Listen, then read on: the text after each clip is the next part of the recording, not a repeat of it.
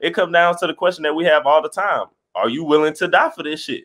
Which it don't mean are you willing to just go out here and get yourself killed, but are you willing to put your life on the line for the greater cause of your community? You know what I'm saying? And Malcolm was trying to get them to understand that, like, y'all can win in y'all respective fields all y'all want, but until we come together to win in every field possible, it's not going to happen. And in order to win in every field possible, somebody got to have the attitude of, hey, I'm willing to die for this shit. And that was Malcolm. You are now listening to the Q&E Podcast. Is this what you want? Huh? Is this what you want? Well, come and get it, goddammit!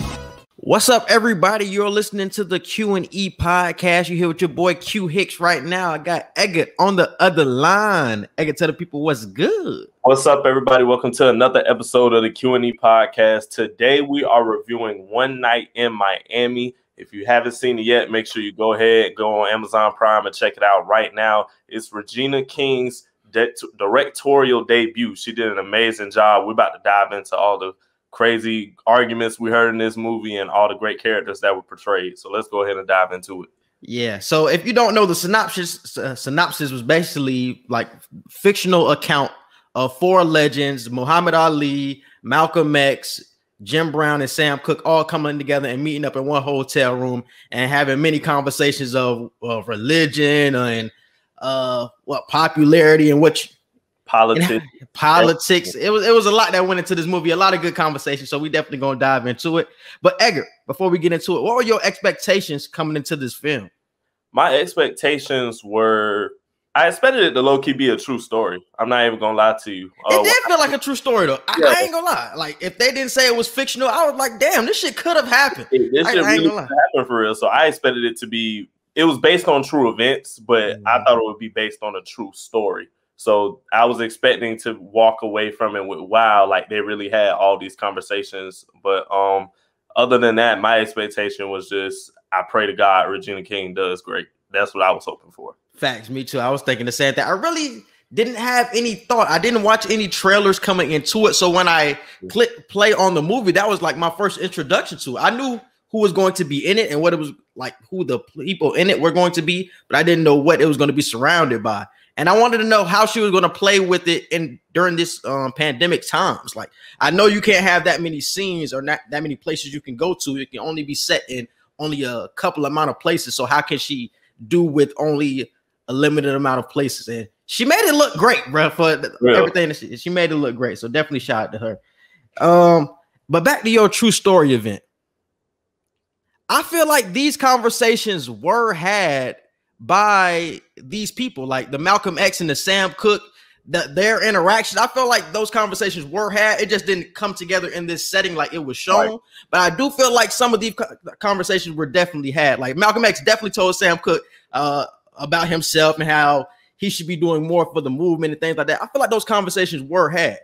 I don't know. I agree. I feel this, like you said, this situation of them being in one hotel room on Ali's championship night and not out partying with the rest of the world, like, I highly doubt they were all four in the same room at the same time for that specific reason, especially spontaneously, like we see in the movie. Malcolm kind of surprised them with that. So I highly doubt that actually happened, but I do agree they all, between all four of them, they all have had these conversations with each other about the topics that we heard. And also, this movie really reminded me that these times weren't long ago. Like, this was 1964 when this movie is set. Like, I know we think of Malcolm X, like, it feels like Malcolm X and Martin Luther King were so long ago because we always see black and white pictures of them and things like that. But I really feel like that's because of the media portrayal of them with the black and white pictures. It makes it feel like it's so long ago when this was literally, what, 60 years ago? It wasn't that far ago when the racism, the deep racism was still around and things like that. And Malcolm X was trying to make these type of movements in the culture, man. It really reminded me of that. And shout out to anybody that finds a way to get colored pictures of that time. Throughout the past year now, all of 2020 for sure, and even coming into this year, we've been seeing a lot more colored pictures of that era. Like colored pictures of civil rights wars with the police and the protesters, and just colored pictures of Martin Luther King, colored pictures of Madam C.J. Walker and all these other people who we, like you just said, all we see is black and white. But now we're starting to find ways to either create them into colored pictures, or we're actually finding old colored pictures back then. So I'm glad we're finally making it more modern for the kids today to not have it look like so long ago. Like, wow, is that 100 years ago? You're gonna be like, exactly. No. Like, your granddaddy, your great granddaddy was alive to go through that. Like, it wasn't in the history books that far to where it's unfathomable. So I appreciate everybody who finds a way to modernize the pictures. Yes, sir. All right, so we're gonna dive into like the biggest plot points of this movie. It was a lot of things. We're still gonna dive into a lot, but these were like the 3 biggest plot points in my opinion. It was the struggle of Ali's transition into the Nation of Islam. I got the beef between Sam Cooke and Malcolm X. That was probably the biggest thing of this movie to me. Right. Felt like if it was the whole movie. And the pressure of Malcolm X's premonitions of his impending death, and also his transition to try to get out of the Nation of Islam after what he found out about Elijah Muhammad and what he was doing with outside of his marriage with all the affairs and things like that. So those were like the 3 biggest plot points, man. We're just gonna dive into all of those, and then we're still, like I said, we're still gonna dive into everything else that happened. But I want to start off with the struggle of Ali. Like Edgar said before, we're coming off his championship fight win. I think he just beat Sonny Liston in a fight. Mm-hmm. He just beat Sonny and Liston in a fight, and that's when we all get into the hotel room, and that's when the movie like really starts. But I want you to dive into how you felt about the opening shots when we start to see all of the characters. I know you had a feeling with the Jim Brown and the white man reaction or the interaction. I enjoyed the transition of how we were introduced to each character. I feel like that was a great way Regina King set the tone for the movie by showing you each point in each person's career, each person's life. So I appreciated seeing that. Each actor did amazing. I can't remember all their names. They're brand new actors for the most part, except who played Jim Brown. His name just isn't coming to mind right now. But they all did spectacular to me.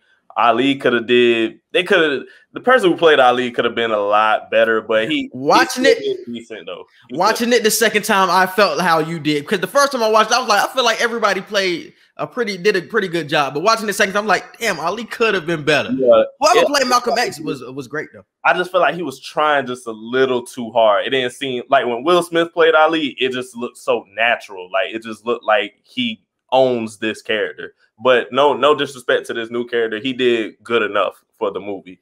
But like you just said, the dude who played Malcolm X did great, and everybody else did good as well. The scene with Jim Brown and what's his name, Mr. What's his name? Oh, Mr. Carlton. Yeah, I just looked it up. The scene between Jim Brown and Mr. Carlton really stuck out to me because it's a time where white people were kind of migrating into getting out of their super racist ways, but they were still showing signs of systemic racism. And the conversation that he was having with Mr. Carlton in the beginning of the movie, it was so warm-felt and heartfelt. You really thought, wow, like this is a white person who actually cares like about a black person, regardless of the fame and everything. They're still close family-wise. And then you get to the part when they're about to separate at the end of this scene, and he tells Jimmy, he's like, there's no Negroes allowed in the house. Like, there's no niggas allowed in here. And I'm like, you just had a whole warm, heartfelt conversation with this dude just to end up telling him that still. And you see that later in the movie where Jim Brown dives into it. Like, I honestly hate the white people who act like that as opposed to the ones who That's are just what I'm saying in my face. And I really think that he only got invited to the white man house to begin with because he was doing something with himself. If Jim Brown was just some regular old smug, like the white dude wouldn't invite him back to his house, even if he knew him since he was a child. It was just that he's famous now. He's one of the best players in the NFL. So yeah, invite Jim by so I can talk to him wherever he needs. I got him, give him all of that affection. But hey, you still a nigga at the end of the day. You still gotta put him in check. That's why I'm saying like it's really just of his fame is really why he got the white man's attention. That was it. If Jim wasn't famous, I don't think he catching that white man attention like that, bro. Like Jay said, still nigga. Still nigga at the end of the day, bro. Hey, and it's funny because Jim Brown really, yeah, facts. And yeah. And what was the other opening scenes when it came to that? We just seen Ali. Ali got knocked out in the beginning of the movie. He didn't beat Sonny Liston in the beginning. For those of you who that was another fight. He was fighting somebody else. Yeah, I forgot to do. He was fighting them, but he got knocked out in that fight. But later in the movie, you see he ended up beating Sonny Liston. Sam Cooke. Where was Sam Cooke around this time? He was he was performing for the white crowd, and the white crowd was booming. Yeah, bomb. He was performing at this white dinner place that he's been trying to like really thrive in, and it just hasn't been working. And you see one of the episodes of him doing bad there. So that's where we see Sam Cooke. And with Malcolm, we got introduced to Malcolm coming home from a public speaking event where, you know, he gives his monologues on how the Black community needs to thrive. Yeah.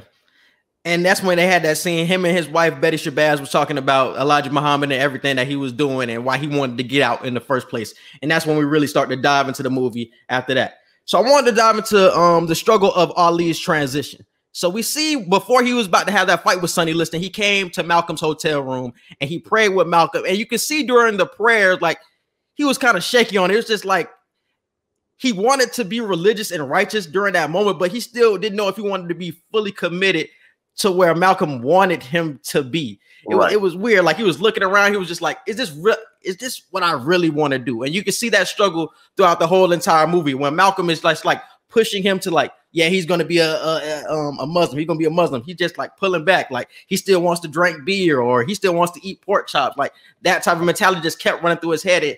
That type of struggle really was shown throughout the movie. So how do you feel about that? I feel it's a transition that a lot of people go through when it comes to picking a religion you want to have for the rest of your life, you know. And with the Nation of Islam, they said it in the movie, and I've heard other people say it too. Like, once you're in, you're in.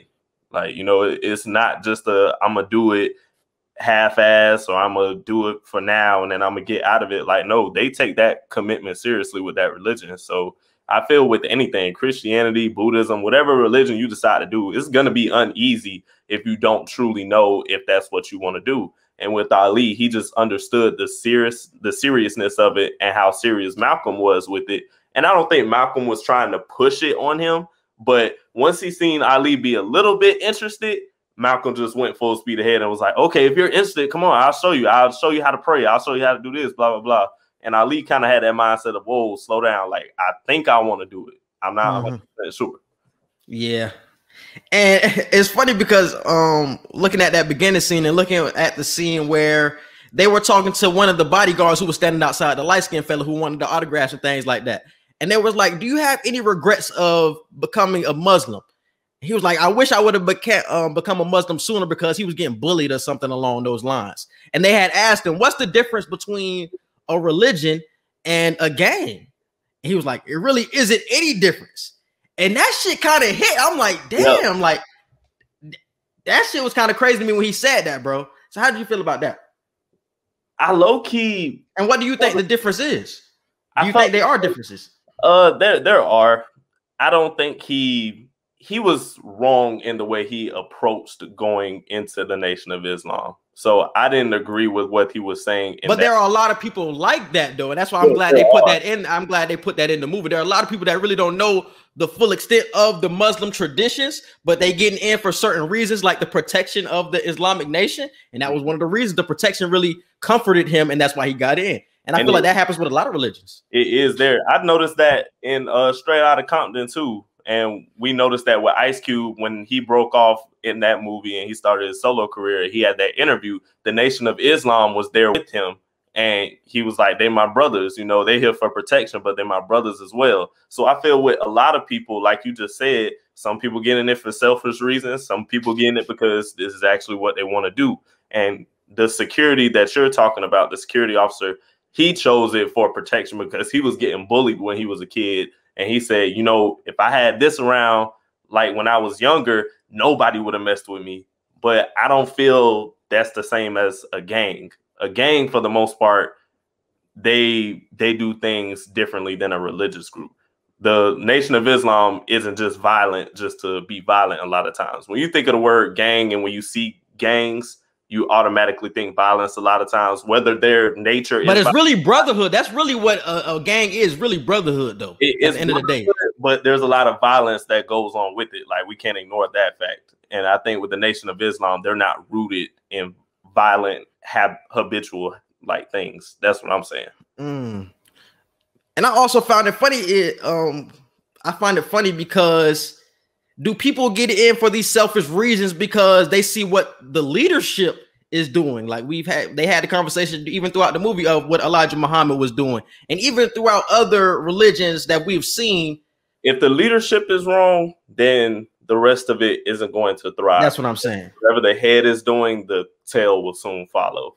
And I feel with Ali, he was having a hard time transitioning into it. I also feel because you notice what Elijah Muhammad is doing. So if he's not fully invested in every single thing a Muslim should do, Ali was kind of feeling like, do I get a little leeway? Like, because I'm Ali, do I get a chance to still have some of my habits and still be Muslim? Or am I really just going to have to be like Malcolm, who isn't in charge, and still be 100% dedicated? So I feel like it was a lot of conflict of what do I or do I not get to do while being Muhammad Ali still.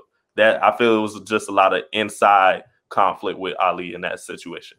And that's what the bodyguard had told him. The bodyguard was like, man, you are Ali. Like, you're not going to be handing out pamphlets like me trying to, you know what I'm saying, just evangelize and get other people to commit to the Muslim culture. Like, you just going to be out. You're just going to say you're a Muslim. Like, you're not going to be on the same playing field as us. It's just not going to be the same, bro. Like, you are Ali at this point. So it's just like, it made sense.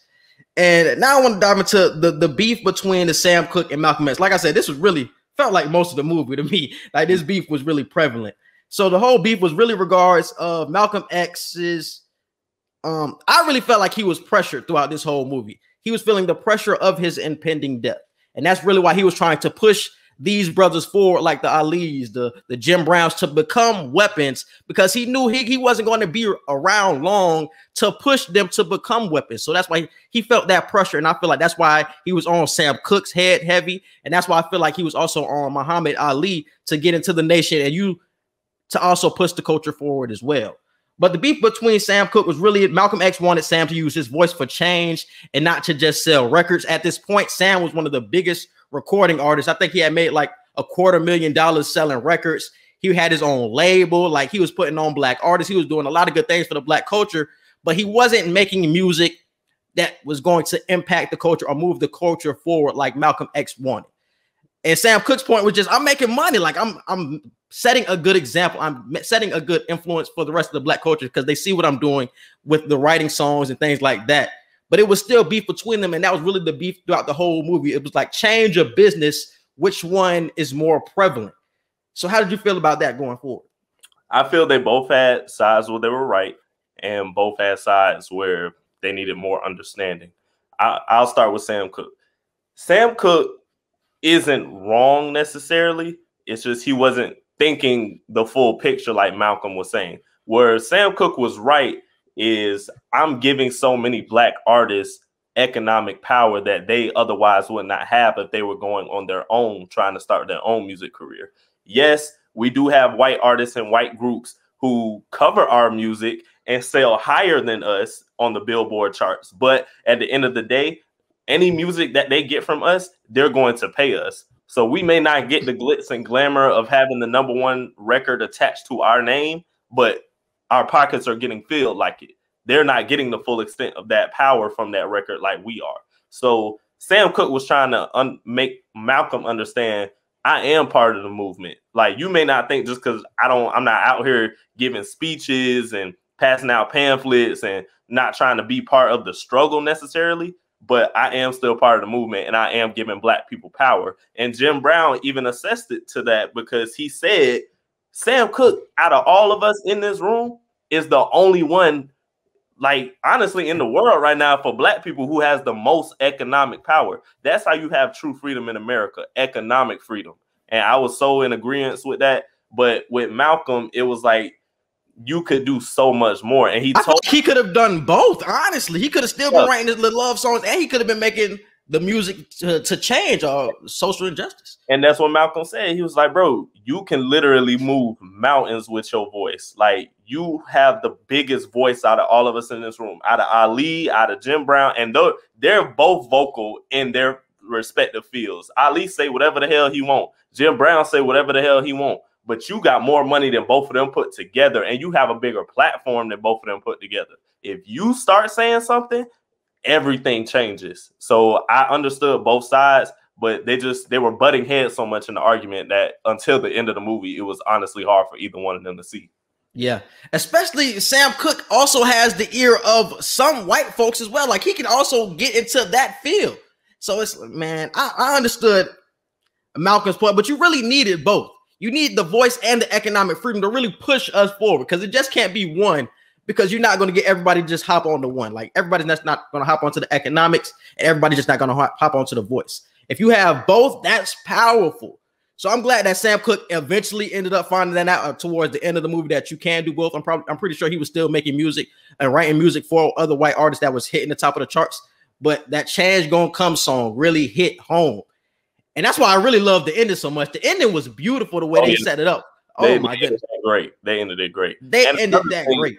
Sam Cooke broke down so many doors musically, because he said in the movie, I'm trying to make it to where there's not a black chart and a white chart anymore.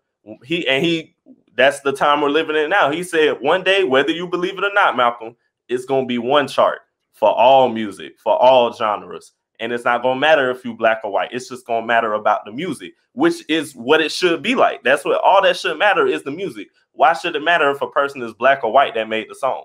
Music is supposed to make you feel good. Music is supposed to change your emotions and push the culture. It shouldn't matter about race. And that's all Sam Cooke was trying to say. But Malcolm literally told this man, these crackers will never respect you. Like, I don't care how much you try to dance for them, how much you try to sing for them. They're just gonna look at you as a monkey. And that's why I disagree with Malcolm. I was like, come on, Mal. Like, you got to have some type of agreement with different races with certain things. No, but we've seen it, though. We've seen it, how they treated Sam Cooke. They did treat him like he was a pop-up toy, though. They did, but I don't think they showed enough in the movie. They didn't show enough of the white people who actually did like Sam Cooke. You know what I'm saying? Granted, I'm sure the numbers were fewer than the people who didn't like him, but still, Sam was saying one person at a time, we're going to change this shit, which he ended up doing years later, coming into now with the music industry. There was something I wanted to say regarding that, because it felt like Malcolm X was really a hater towards Sam throughout this whole movie. Just like, man, he wanted Sam because he's seeing so much potential in Sam. So it gave you like hater vibes, but really he was just trying to push him forward. And obviously we seen toward the end of the movie that, man, Malcolm was probably one of his biggest fans, came to a number of his shows, seen one of his shows in Boston where he put on an amazing performance a cappella, but he was just trying to push this man forward to really great heights, because he's seeing the impact, especially in that scene when in Boston. He see how much impact his voice had on that in that concert. No music, just the sound of the fans and his voice was enough. And he even said after a certain section of the crowd, you couldn't even hear his voice anymore. All you could hear was the crowd singing, but that was enough. And that's the impact that he had. And he even said to Jim in the movie, when Sam Cooke walked out after one of their heated arguments, he told Jim, he was like, I see too much potential in him. I'm not trying to be hard on him. I just see way too much greatness in this bro to just let him not see the light that I'm trying to give to him. But Malcolm did bring up a good point when talking about Jim. He had brought up the little secret packet that he had grabbed in the closet. Like, that's something for your ass, nigga. You've been waiting to argue with somebody. Bro, he was plotting this argument the whole time, bro. He was plotting this argument. Like, oh, I know, I'll forget you. That was Bob Dylan? Bob Dylan. It was a Bob Dylan song, and it started out, how many roads must a man walk before you can call him a man? When he played that record, it was a white dude, Bob Dylan. And he told Sam, he was like, how come this song is higher than anything you've ever written? How come this white man can make a song more in touch with a black man's struggle than you've ever written? And Sam got mad as hell. He just walked straight out. Yeah, and I thought that was the best point. I thought that was the best point he could have made, bro. I thought that was the best point he could have made. He told Jim, he was like, I was so mad when Malcolm played that song because I loved the song when it first came out. I wish I would have wrote that song because I've written so many songs like that. I just never dropped them. Because the point Sam was trying to make basically earlier in the movie was that doesn't sell. That political music doesn't sell. But You have this song by a white man that's hitting the top of the charts or close to the top of the charts. So what's really the truth, Sam? Are you just not trying to make that type of music? Because we see it works. We see it works. So what's really the truth here? And that's why my boy Sam Cooke stormed out, because there's nothing that he can really say there. Because you can make that type of injustice or that political music and it can still go high. A white man from Minnesota made that song. Thanks. Come on, about being a black man. That's crazy, bro. That's crazy. And I thought that was the best point he ever made. And shout out to Billy Caldwell. Who's that? Everybody know this song. Got a thing for you, and I can't let go. Yeah, shout out to Billy Caldwell. I heard that name. I was like, yeah, that's a black man. I see he was white. I was like, oh wow, that's crazy. That's a white man? Yeah. They mentioned him in the movie? Let you know. No, he wasn't in the movie, but I'm just saying shout out to him. Oh, I thought you said they mentioned him in the movie. No. I was just giving a shout out. We got a lot of white artists out here who have soulful voices. It's funny because I was listening to I forgot what the name of it. Titans of Power. Some name like that. Titans of Power, and they got a song. You're Still a Young Man. That's the song. I think it's Tower of Power. My fault. Tower of Power. And it's like a couple of black people in the group, a couple of black singers. But in a lot of their songs, it's a white person singing, and they really sound soulful as hell. Yeah. Like, damn, y'all really sound like some black folks the way y'all got that soul in there, bro. So I agree. A lot of people, especially back in those days, man, it's like you really couldn't tell if that was a white or a black man, because damn, they sound basically the same. That shit crazy. It was like that with Justin Bieber when Bieber first came out. I want to say all that. You pushing it? You pushing that now, bro? No, for real. When One Time came out, because nobody seen Justin Bieber before One Time. Like when we heard the song on the radio, nobody knew. What was his first hit? Buzz, baby. No, it was One Time. I'ma tell you one time, girl, I love you. That's the song everybody first heard of him, and nobody knew what he looked like, so everybody thought he was black. And then once you seen the music video on MTV, that's when everybody was like, "Oh, this a white boy singing this." And then that's when he came with Baby, and then all the rest of the songs that he came. Everybody, I was about to say, I remember Baby being his first hit. No, it was One Time because he had Usher in the music video and everything. Remember, Usher discovered him because everybody said Usher discovered this new kid. You just automatically assumed it was black because it was Usher name attached to it. And then you seen the music video. I'm like, wow, this white boy really sounded black. I don't remember that song at all, bro. I don't remember that song at all. My introduction to him, he sounded clearly white to me. But Justin Bieber was there. Justin Bieber cold though. I ain't gonna lie to you. But I really feel like I said earlier before, I really feel like Malcolm X's Premonitions is what pushed him throughout this whole movie. We obviously seen in some scenes where he tried to call his wife at home. When he was in Miami, he had two people like watching him while he was talking on the phone. And when he was talking to Sam Cooke outside, it's just like he knew what was going on. It felt like those same white people were following him. I think he said they were following him throughout the airport, and now they're following him in Miami. He even said throughout the movie, it felt like they knew where he was going to be before he even knew. So you knew it was a rat somewhere. It was a rat. We've seen it in the movie. We've seen it in the movie too. We've seen it in the movie, bro. And they was really gunning for my man, bro. They was really gunning for my man because he said it in the movie. I'm gonna test the theory of you can't leave the Nation of Islam, and it's just like, damn, they kept it true that you're not gonna leave, bro. You not go. That shit crazy, bro. Yeah, and we seen the I think it was around the same moment, like I mentioned before, after he played the record and Sam Cooke walked out and he was talking to Jim, and the same time that Jim told him Sam was the most economically free. We get into the conversation of Malcolm telling Jim, we need y'all to be the weapons. And Jim was like, we aren't anybody's weapons, Malcolm. We're our own people at the end of the day. And Malcolm was like, no, I know it's not fair. I know you don't want to be weapons, but y'all have to be. For us to win, y'all have to be weapons. And they just didn't understand it at that moment, but they did later throughout the movie once they progressed in their career. So I'm glad Malcolm told him that. And you see him break down crying too, because he knows he finna die soon. Like he knows this. That's why he's writing his autobiography and everything. And Jim asked him, he was like, bro, like, tell us what's wrong. Like you've been giving us a vibe that something is wrong. And now you breaking down crying like you just not finna be here no more.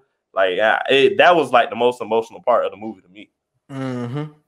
And damn, it was something I wanted to piggyback off of when you had said that. Jim Brown, that's what I wanted to talk about. Jim Brown. Did he really, or he transitioned into acting? But I didn't understand why he didn't want to tell anybody that he was transitioning into acting. I was confused on why he wanted to keep that a secret. Yeah, I was too, especially when you're making more money. Well, not more, but you still making a decent check at the same. Because he was like, he had told, because who did he tell? Cooke or Ali? He had told somebody. He told Ali. He had told Ali, and then he was like, yeah, don't tell anybody, keep it on the low. I'm like, why? It's like, you're not doing anything that's wrong or that's gonna ruffle any feathers here. Like, did you feel like because Ali pointed out the fact that when he told him the character he played in the Western that started his acting debut, Ali laughed and he was like, bro, as soon as I heard you say Black Negro cowboy hero, I knew you was gonna die. So I'm like, true. Did he not want to tell people because he was going to start building the stigma of the acting career he was going towards, like a stereotype of you always going to die in certain movies or you going to play the messed up black character? Maybe he didn't want to tell people because of that, and he maybe just wanted it to be a surprise. But even during that same conversation, he had said, playing football, I still have like basically he said it's slavery still. I still have a master and they're gonna give me a thumbs up or a thumbs down if I'm doing good. So it's still like I have to look at somebody like it's a plantation, like to see if I'm doing well and if they're gonna keep me around. Even though he's one of the best players in the NFL, I still have to answer to somebody else. While in acting, I can do what I want basically. Even though I know the type of role I'm gonna be playing, I know what I'm getting. It's an independent thing. I'm getting my money and I'm cool. Like I won't feel like it's a plantation type of mentality. So I feel like the whole thing with Jim, like I didn't feel like it was that groundbreaking. I understand what you were saying though, like with him trying to get in that type of role, he gonna die in the movie. We already know how that goes with the black people. But I still feel like that transition wasn't that crazy compared to what everybody else was trying to transition to. Like Ali was trying to transition into Muslim. Malcolm was trying to get his own separate Nation of Islam thing started. Sam Cooke was trying to transition into actually making political music throughout this movie. So I feel like everybody else had a transition while Jim's was kind of like they didn't really dive into. Yeah, they didn't dive into it like I think they should. His character was in the beginning of the movie. That was as deep as we got with him. Yeah, like he was just around. I feel like he wasn't really in the movie, but he was like the calming presence. I feel like for a lot of these characters, but they really didn't dive into him like I feel like they could have. Because like I said, I didn't understand why he didn't want to tell people about the acting. But I'm glad you did say that about the black hero thing. What else I wanted to dive into? And I already talked about it with the pressure of X's premonitions and his transition into what he wanted to do with the separate Nation of Islam. I wanted to say with that, it was crazy to find out why he was leaving the Nation of Islam, because I remember watching. I don't know if they said it in the Ali movie with Will Smith, but I remember the part of the movie when he and Malcolm were kind of at a disagreement at one point because Malcolm was trying to lead the Nation of Islam, but I don't think they dove as deep into the conversation as they did with this movie. I honestly had no idea Malcolm was trying to start his own type of Muslim group. I didn't know that. So that was interesting to hear. And I thought it was a great idea. He was trying to recruit Ali to be the first big name attached to that, because Malcolm knew he was going to have followers follow him, but he wasn't going to have the same power as the Nation had because you still don't have any big names. You're the biggest name and you're not even the head person in the Nation of Islam. So how big is your own separate movement going to be? Him trying to get Ali was a great move. And once he talked to Ali about it, Ali was mad as hell at first. He was like, "You trying to convert me to be Muslim and you're not even going to be Muslim anymore?" And he told him, "No, I will always be Muslim. I just don't agree with the way the Nation is going with its leadership. So I feel a more genuine approach with the Muslim religion is what's needed. And that's what I'm going to start on my own. And I just want you to be the first person to start that with me." So I feel like it was a great move by. And once he understood it, he got it. He got the picture once he understood, like, okay, I see what you're trying to do here. Like, I'm going to be a Muslim, but I'm going to be with you over here. Like, because a Muslim is such a broad thing. It's just not Elijah Muhammad or whoever is the leader. Like, you can be your own leader throughout the religion. So I really liked that. I liked what he was trying to do right there. But Sam Cooke, he had made another good point that I feel like slid under the radar because it really wasn't anything regarding the music. It was regarded to Elijah Muhammad. He was talking about how in Chicago, Elijah Muhammad really lives like a pharaoh, and he has one of the biggest houses on the block in South Side Chicago. But he doesn't do anything about all the pushers in the neighborhood. But he always condemns the white devils. He always says it's the devils that's ruining the black community. But he doesn't ever talk about the pushers, the people that's pushing the drugs, the people that are killing the communities that are right outside of his doorstep. But he goes on TV and says the white devil, it's the white devil, it's the white devil. So I feel like that's something that really slid under the radar. And I'm like, damn, like they was taking a lot of shots at Elijah Muhammad throughout this movie. And I liked it because they were making great points. They're making great points about it. I definitely agree. And we still have that problem today of as much as white people do wrong to us, we do have to be accountable in situations and point the finger at ourselves sometimes, because there are some of us who cause problems and violence amongst ourselves. Black on black crime does exist, just like white on white crime, Hispanic on Hispanic. Every race has their own internal crime and wrongdoings. And black people, we have to make sure we hold ourselves accountable. If we're holding everybody else accountable, we have to hold ourselves accountable too. And that's what Sam Cooke was alluding to, of how are you, this high and mighty black person, trying to condemn every other race, but you're not even condemning the ones right outside your doorstep that look like you. So I totally agree. But it's funny because my rebuttal to that would have been, who was putting the drugs into these drug dealers' hands? It's the white man. If you watch Snowfall gave you the whole rundown, really. The government is the one who's putting the drugs in the community. The black people is just really the people that's distributing it. So you can blame the black folks, but how are we getting these drugs? We're not driving over to Puerto Rico getting this cocaine and to get it cooked up with the crack. They're the one that's putting it into the community, bro. So you can still really blame the white devils for doing that, but I understand what Sam Cooke is saying. Because I was like, it was still a rebuttal to that, but that was a good point by Sam, though, because black people are still running around killing their communities. And that's something that's still harped on in Snowfall as well, because you can look at Franklin as being this big baller and being somebody that's made something out of nothing. But during the show, he is still killing his community by passing the drugs to everybody in LA. It's like you can see his whole neighborhood is destroyed by crack. Right.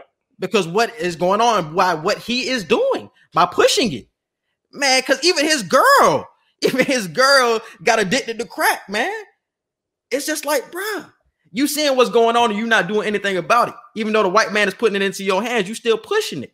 Like, damn, do you have a choice? If you had a choice, like, will you continue to push it? Some of them didn't have a choice. Honestly, it was just a lot of situations where you're the provider of your family, because around this time we're starting to see separations of fathers from households, so there's no adult male figure in a lot of these house homes. From 65 to like maybe the mid 90s, that was like the biggest like era of lack of fathers in the household. So I wouldn't even say 65, I'd say 70 to 95. And that's when crack was like really starting to pop. That's when cocaine got the highest usage out of it that we got to now, to this point, So I feel you had a lot of young men turning into providers. And for a lot of them, this was the only way they could provide.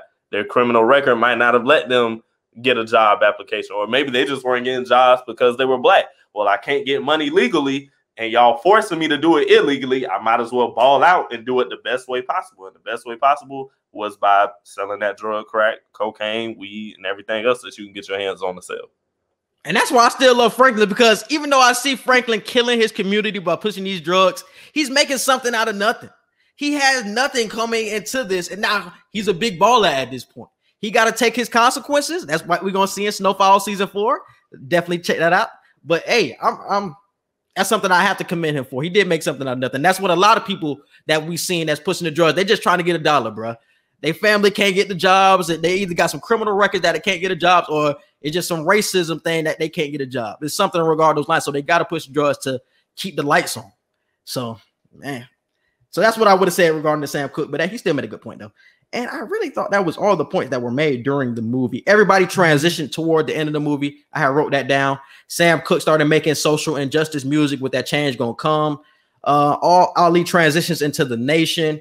Jim Brown transitions into acting, and then X tries to transition into his separate group of The Nation, but he ended up dying. We see his house get fired, get caught on fire, yeah, whatever. That was the saying. I was really wondering if they was going to incorporate that into the movie, because I did hear stories about his house getting burned down, his family almost getting killed, things like that. So that was interesting to see, and just to see the change he knew he sparked in the other three individuals that night. He was able to do that before he died. So even though he didn't get to see it come to full fruition with each person, you knew you did make a change that night with that conversation. So, and that's why I love. Oh, go ahead. Even though it was a fictional night, it still gives you that sense of completeness. Like, okay, he got the job done. Exactly. That's why I love the ending so much, because you got the change going in the background, and you got Malcolm's house getting burnt down, or getting they threw the Molotovs in his house and shit like that. So there was the nation that threw it in the house. But you see that. You see him crying and being emotional when he's in the hotel. You see Jim transitioning into acting, and you see Ali transitioning into the Islam. So everybody was transitioning. So Malcolm wasn't going to be able to see all of this firsthand, but that's why I love the ending so much, because change is going to come. Even though you won't see the fruition completely, it's going to come. So I love the ending. I love the quotes that they put at the end by Malcolm X when he was talking about being a martyr. Time is now for me to be a martyr, and then I'll do it for the reason of brotherhood and for the good of my people and everything. So that was very impactful to me on how they put that quote at the end, and the fact that he died 2 days after saying that. Yeah, 2 days after saying that. I'm like, damn. Like, how do you process that? Like, you just know you're about to die soon. Like, I wouldn't even know how to think in that time frame. I wouldn't even be going outside. The fact that he was still doing speeches, condemning the white folks, it's just like, man, they'd have been telling me to walk outside, bro. He a different kid. It comes down to the question that we have all the time. Are you willing to die for this shit? Which it don't mean, are you willing to just go out here and get yourself killed? But are you willing to put your life on the line for the greater cause of your community? You know what I'm saying? And Malcolm was trying to get them to understand that, like, y'all can win in y'all respective fields all y'all want, but until we come together to win in every field possible, it's not going to happen. And in order to win in every field possible, somebody got to have the attitude of, hey, I'm willing to die for this shit. And that was Malcolm. And today, Black people, we've gotten so comfortable, we ain't even willing to lose a job for some shit, let alone die for some shit. So I feel that's the difference between our grandparents, great and great grandparents. Back then, it was no option. It was survival at that point. Like, yeah, we all willing to die for this shit, because what else do we have to lose? Now we got cars to lose. We got houses. We got businesses to lose. We got jobs to lose. So we're dealing, quote unquote, with the systemic racism because we're getting more than what our people used to get, which isn't right. We should still have the attitude of, no, by any means necessary. That's why I got this shit tatted. By any means necessary, we gonna get what we need to get. Mm-hmm. Yeah, bro. And Huey Newton, the title of his autobiography is Revolutionary Suicide, and that's the main thing he talked about. Are you willing to die for the culture? And Huey Newton died in such a, I hate the way he was killed. He was killed by some random gang member. He didn't even mean to kill Huey Newton, but he still died for his culture and died for the Black Panthers at the end of the day, because he wanted to push this culture forward so much. And that's the main thing he talked about, being a revolutionary and dying for the cause, bro.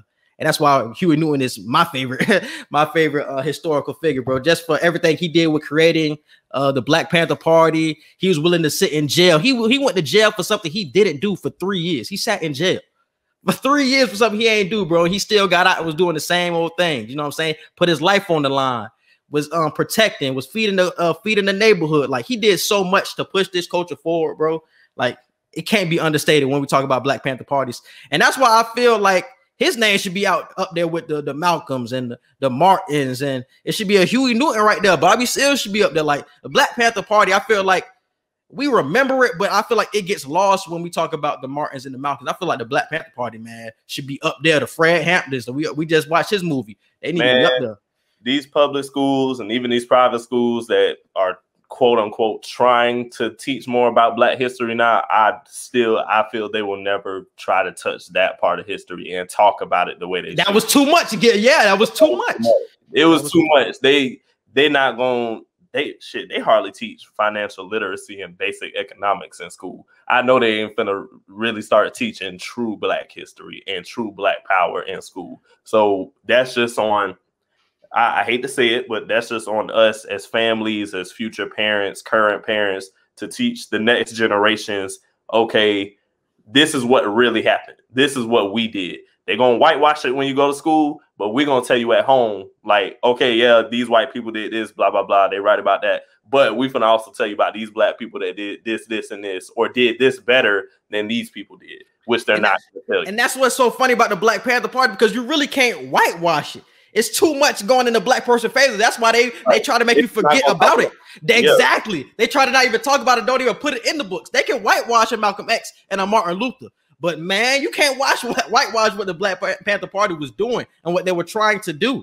Because they were going at the police's heads. Mm-hmm. And you've seen what type of effect Fred Hampton. We're going to have this review probably next week about what happened in Judas and the Black Messiah. But you see how Fred Hampton was trying to bring everybody together because of what the police, even the rednecks. That's the problem with the Black Panther Party, that the FBI, CIA, government. That's the problem they had with them. If it just stayed with the black community, the FBI and them, they probably would have felt like, okay, we can handle this. We can deal with them being around as long as we just keep it with them. Once they started going outside their race and tapping into people's minds that don't look like them, FBI was like, we gotta kill these niggas. We have to. That's the only. They can't go to jail, because if they go to jail, it's just gonna be another person that comes, and they just gonna wait for them to get out. And then when they come together, it's gonna be worse. We gotta kill these niggas. That's the only option. So it's just crazy that, like you said, they can't whitewash it. They just not gonna talk about it. Exactly. And that's why it's got to be on us, the people that got a platform, to talk about it for them. And that's why I love that we doing this 28 days of Black history. I feel like, man, we should be doing more, man, just to keep educating our brothers, man. I feel like we're making some type of impact every time we make a post. We're making some type of impact. Somebody is getting educated every time we post. Either if it doesn't even have to be about the Black Panthers, just some little known person that we don't even talk about and we don't even know that invented something or who pushed the culture forward. I feel like that is so impactful. We just have to educate ourselves. If we're not going to get educated in the classrooms, we got to educate ourselves, bro, to push ourselves forward and to get knowledge of what's going on around us, bro, of our history. I feel like that's big, especially for the little ones growing up too. Like, that's big, bro. Big. That's why I tell people, Black history over the past few years now, since we've been alive, like we are as a community doing better with just celebrating Black history all year instead of just February. But people got to understand, yes, February is Black History Month. Yes, this is the month where we are supposed to be the proudest in our Black history. Just a little extra razzle dazzle on what we do to celebrate. But like Quincy just said, y'all, make sure we keep it going throughout the whole year. You know, we doing 28 days of Black history where we post a Black person every day. Maybe we might not do that for March, but still post throughout the month, each month. It may not be every single day, every single month, but as long as you're staying educated in some type of way, as long as you're sharing that education, that's all that matters. Exactly, bro. All right. And I just want to say it one more time about One Night in Miami. The fact that she made this movie during pandemic times and limited places, bro, is amazing. She made one of the best films. This came out in 2020, right? Yeah. I feel like she made the best movie of 2020. I don't even know what it's even in competition with, but I think she had made the best movie. I think it came out like November 2020. It definitely came out late. Definitely late. Yeah, around the end of the year. So yeah, would I count it for this year since it came out so late in 2020? I thought it came out in 2021. I was surprised when I seen 2020 when I clicked on it. Yeah, like, damn. I low key would probably count it for 2021 because it came at the end of the fourth quarter of the year, so I don't know. I can't really count it for all of 2020. I got to count it for the beginning of the year for this year. Hey man, I think Regina King has been nominated for Golden Globes already. I think a lot of these actors have been nominated for what they've done, all their acting skills, man, and it's well deserved. Well deserved, bro. Hey, let me just shout out the main cast real quick while I got them pulled up. Leslie Odom Jr. played Sam Cooke. Kingsley Ben-Adir played Malcolm X. Eli Gore played Cassius Clay. And Aldous Hodge played Jim Brown. So shout out to all those amazing 4 actors. Y'all did great. Y'all future is bright. Yeah, that's all I got to say in regards to them. All right, man. That's all we got, man. Edgar, you can hit him with the social media. You can follow us on Twitter at QE Podcast 1. You can follow us on Instagram at QANDE Podcast. You can follow and like our Facebook page. Don't forget to subscribe to our YouTube channel. Click the notification bell so you can see anytime we drop new episodes. Our Snapchat, QE Podcast, and our email is QANDEpodcast@gmail.com for any business inquiries, questions, or concerns. Yes, and we will be coming out with that Judas and the Black Messiah review. It could be sometime next week. We both already watched the movie, so that review should be coming out. So we got a lot of things coming up soon. I know we got to do Malcolm and Marie. We already doing WandaVision. If y'all haven't checked that out, what else we got going on? What else came out? I had wrote it down. Hold on, give me. I was about to say we got a lot. We got the Tiger documentary. You got the Little Things with that new Denzel movie. So it ain't come out yet, did it? It came out. Yeah, it came out. For real? Okay. Yeah, it came out. Yeah. So man, we got a lot coming for y'all in 2021. Man, we getting more deeper into the entertainment. So definitely stay tuned with us, man. We appreciate y'all for listening, and we out. Peace.